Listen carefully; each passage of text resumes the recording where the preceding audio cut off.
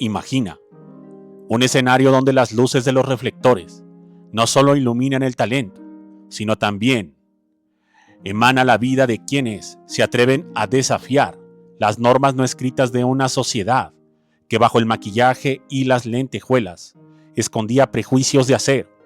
Esta es la crónica de un hombre que lo tenía todo: la fama, el carisma, el ritmo en las venas, y que lo perdió por un amor que el mundo del espectáculo no estaba preparado para comprender. Una historia que comienza en los camerinos llenos de humo y termina en una redención tardía bajo el amparo de la risa. Una relación que se fue formando en el Teatro Blanquita y que terminó en un escándalo nacional. Sin más, ¡comenzamos!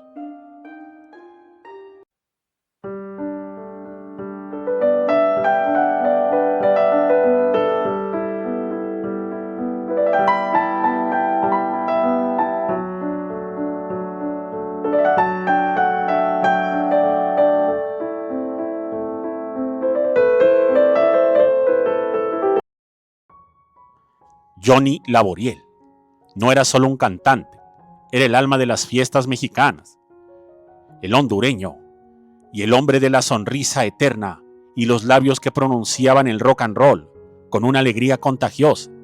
Desde sus inicios, con los rebeldes del rock, Johnny había construido una imagen de pureza, alegría y una energía inagotable que lo convirtió en un invitado permanente en los hogares a través de la pantalla. Pero detrás de esa fachada de felicidad absoluta, Johnny buscaba algo más profundo, una conexión que trascendiera las cámaras y los aplausos superficiales. En el otro lado del espectro del entretenimiento brillaba Francis. Ella no era simplemente una artista, era la reina absoluta de los escenarios nocturnos, una figura que había roto barreras, como el travesti más famoso y respetado de México. Francis había logrado lo imposible, que la sociedad conservadora la aceptara en sus teatros, aunque fuera bajo el velo del espectáculo. Pero Francis guardaba secretos de alcoba que involucraban a las más altas esferas de la comedia. En la década de los 80s, en la penumbra de los camerinos y lejos de los paparazzis, Francis había sostenido una relación apasionada y clandestina con el legendario cómico Antonio Espino Clavillazo. Aquel idilio con el hombre de las manos largas y la expresión de asombro fue un secreto a voces en la industria.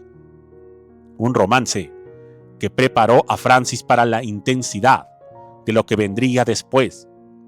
Cuando los camerinos de Johnny y Francis se cruzaron en la década de los 90 en el Teatro Blanquita, las chispas no fueron solo artísticas, fue una colisión de dos almas solitarias que se reconocieron en la indiferencia. No era un simple romance de farándula para alimentar las revistas de chismes. Era una unión sellada bajo los ritos ancestrales y poderosos de la santería cubana. Johnny, buscando protección y guía espiritual en un mundo que empezaba a sentirse vacío, se entregó a los receptores de los orashis, en ceremonias privadas, entre el humo denso del tabaco, el sacrificio simbólico, las ofrendas de miel y el sonido hipnótico de los tambores batá. Johnny y Francis unieron sus destinos. Para Johnny, Francis no era el personaje de las películas de miles de dólares y el maquillaje excesivo. Era el ser humano que entendía su soledad y compartía su fe. Sin embargo, en el México de esa noche, un matrimonio de tal naturaleza y bajo esos preceptos religiosos, considerados por muchos como oscuros o tabú, era una bomba de tiempo, lista para estallar en la cara de las instituciones más conservadoras. La noticia no tardó en filtrarse por las grietas de los pasillos de Televisa, que en aquel entonces funcionaba como una extensión de la moral del Estado. El Tigre Azcárraga y sus sucesores mantenían una línea implacable. El artista era un producto de consumo familiar. El escándalo fue devastador. Cuando los altos ejecutivos se enteraron de la relación y sobre todo de la boda bajo el rito de la santería, la sentencia fue inmediata. No podemos tener a un hombre que se casó con un travesti, representando la alegría del hogar mexicano. Se escuchó en las oficinas del sexto piso. De la noche a la mañana, Johnny Laboriel, el hombre que le había dado décadas de éxito a la empresa, fue corrido. Se le cancelaron contratos, se le prohibió la entrada a los estudios y su nombre fue borrado de los proyectos futuros. Fue una muerte civil en el mundo del entretenimiento. Pero el precio más alto no fue el económico, sino el humano. El escándalo mediático provocó un cisma irreparable con su familia. Sus seres queridos, incapaces de procesar la naturaleza de su relación con Francis y temerosos del estigma social y religioso de la santería, le dieron la espalda. Johnny se encontró en un vacío absoluto, sin trabajo, sin el respaldo de la empresa que fue su casa y sin el consuelo de su propia sangre. Durante casi una década vivió en el exilio de la memoria colectiva, sosteniéndose apenas con su fe en los santos y el recuerdo de aquel amor que le costó el mundo. Pasaron los años y el siglo cambió. La televisión, forzada por la apertura de nuevos tiempos y la competencia, comenzó a mudar de piel. La hipocresía de antaño dio paso a una necesidad de contenido más real y crudo. Una década después de su caída, cuando el polvo del escándalo parecía haberse asentado, surgió una oportunidad inesperada. Los productores de La Hora Pico, un programa que celebraba el humor irreverente y que a menudo jugaba con las mismas figuras que antes eran prohibidas, decidieron que era momento de rescatar al hombre del ritmo.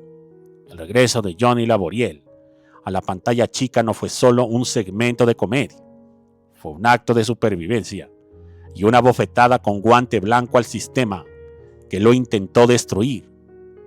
Verlo ahí, compartiendo escena con los nuevos cómicos, era ver a un hombre que había caminado por el fuego de la exclusión y había regresado para demostrar que su talento era más grande que cualquier prejuicio. Aunque las heridas con su familia nunca cerraron del todo, y Francis eventualmente partió de este mundo dejando un vacío inmenso, la presencia de Johnny en ese programa marcó el cierre de un ciclo de castigo injusto. Johnny volvió a sonreír frente a la cámara con sus labios gruesos y su mirada brillante, pero esta vez, detrás de esa sonrisa había una profundidad que solo conocen aquellos que han sido borrados por el sistema y han tenido el valor indomable de volver a escribir su nombre en las historias. Se sabe que Johnny Laboriel y Francis solo duraron 5 años, ya que su religión les destinó un recurso más fatal, pues ambos, según el dicho de los que le rodeaban, iban a morir de manera escandalosa y fatal a causa de sus decisiones. Muchas gracias y hasta la próxima.